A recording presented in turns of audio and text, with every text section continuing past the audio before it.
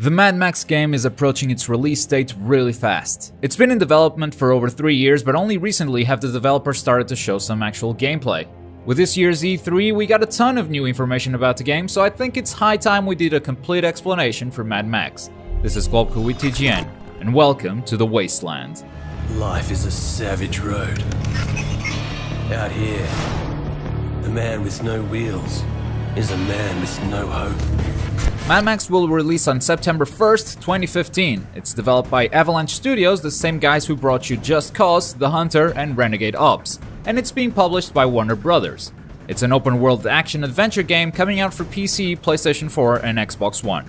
Your trademark vehicle, the Interceptor, is taken from you at the very start of the game. And as we know, without any wheels, you're pretty much a dead man in the desert. So your goal becomes building the most badass vehicle of the wasteland, your magnum opus. To do so, you establish alliances with characters around the world. Some of these allies need your skills as a driver and a brawler, other alliances are a bit more uneasy, sort of a trade of services kind of deal, where any party could backstab the other at any time. Apart from Max and the main antagonist, Scrotus, all the characters within the Mad Max game are completely original. That's not to say that this game is completely set apart from the movies. Yes, the story and characters are completely original, but this Wasteland was very much based on George Miller's films. Scrotus is the leader of Gastown, which you might have heard of, and buzzards are one of the in-game factions you'll have to fight. Speaking of the world, Avalanche claims they've built it in a very interesting way. They started by building an actual world with an industrial area, an airport, a financial district, you name it. And then they dropped the apocalypse on top of it. So it's not really just a barren wasteland, even though it looks like one at first sight. There are plenty of great things to discover if you're paying close enough attention. But enough about the setting, let's talk about gameplay. Like many open world games nowadays, Mad Max will have a story for you to go through as well as activities that you can perform in the world. At any time you can stop following the main quest line and go do whatever else you want. Each area of the world has an associated threat level. The higher this threat level is, the more dangerous an area will be. So try not to venture too far unless you got the wheels to do it. You can lower the threat level by completing world activities like destroying enemy convoys or simply destroying the flaming death posts scattered around the world. These activities will reward you with scrap and new car pieces, so let's have a look at car customization. As I've mentioned, your iconic Interceptor has been taken from you, so you must start building from scratch. This is how you start building your magnum opus. Making your way to the car graveyard, you select the body, and from there, you start upgrading. Customization is a big part of Mad Max. Avalanche has definitely put a lot of time and thought into this. Every piece you add to your vehicle will change its stats, but not everything is simply an improvement. Increasing your car's armor will make it more resistant, sure, but it will probably make it slower and consume more fuel. Every upgrade will improve something about your car, but there will also be downsides. Another example given by the devs was equipping a massive ramming grille, which will increase your offensive capability, but it might also make your car too heavy, causing it not to have enough traction, which would mean you'd have to find the tires or the engine that would match the ramming grille. There are also several aesthetic options such as body paint, rims, amongst some others. All of this equipment can be acquired from alliances you establish with the different stronghold leaders as soon as you satisfy whatever needs they may have. Or you can also infiltrate enemy compounds and steal the parts from right under their nose. The convoys we mentioned earlier will also have some car parts for you to unlock, including hood ornaments. Imagine taking down an enemy leader and wearing his head on your hood. And this is not just aesthetic. This will actually give you a small bonus. It's similar to The Witcher 3's trophies that you equip on your horse. All the customization can be done anywhere in the world by hitting the pause menu. From there, you can simply select Garage and change wherever pieces you desire. It's not the most realistic approach, but since you'll probably be unlocking tons of different parts and wanting to equip them constantly, I can see why they would want to make this a more convenient experience. Since we've mentioned enemy convoys and compounds, I think it's important to explain how you can tackle these challenges. If you have customized your car to be a war machine, if you're confident that you can take a convoy head on, you're free to engage in open combat and use whatever tools you have at your disposal. But you can also take a stealthier approach, sniping enemies from a distance or stealing enemy vehicles to infiltrate their compounds and destroy them from the inside. It's an approach that reminds me of Far Cry. The game kinda puts a compound in the middle of the world and lets you deal with it in any way you want. And you will want to customize your vehicle in accordance to your approach.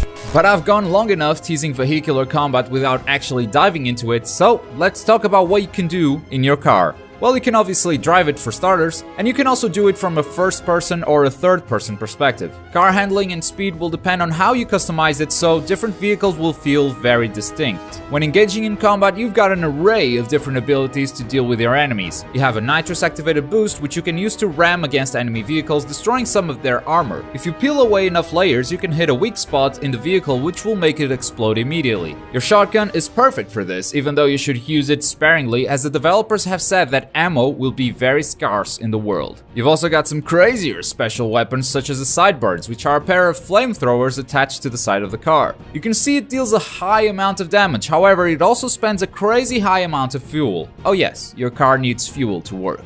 One of the most important alliances you'll establish during the game is with your companion Chum Bucket. He rides on the back of your car and assists you with various things. First of all, he's a car fanatic.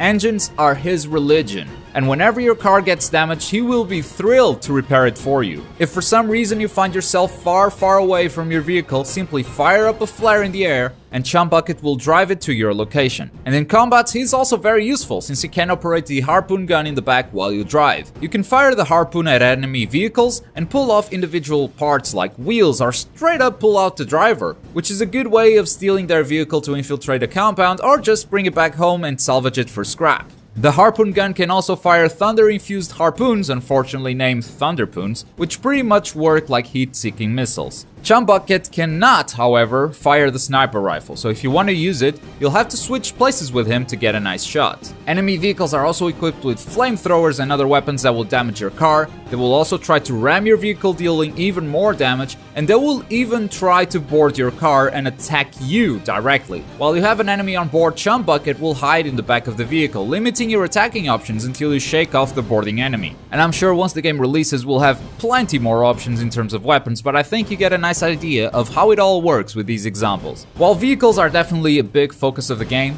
Max can also walk on foot, and he's not completely useless without his set of wheels. He's an excellent brawler, especially if the player controlling him is familiar with the Arkham combat system. It works pretty much the same as the Batman games. Use one button to attack, another one to counter. You can also pick weapons from the ground and use them for a short period of time until they break. And while Batman is concerned about only knocking people out because of his no-kill rule, Max will totally pull his shotgun out and shoot someone in the face. And if you're worried that you could be using those bullets better during vehicular combat sections, there are two types of ammo. One of these types is better for car combat, the other is better for shooting human faces. Max, just like the car, will improve as the game goes. There is an RPG element to this game, as Max is also able to equip new gear, like a new jacket or wrist cuffs, as well as a talent system which might improve your combat skills, your maximum health, or even how much ammo you're able to find every time you loot something. But at the end of the day, it is still a wasteland, so there will be some survival elements to this game. You'll need to find food in order to restore your health.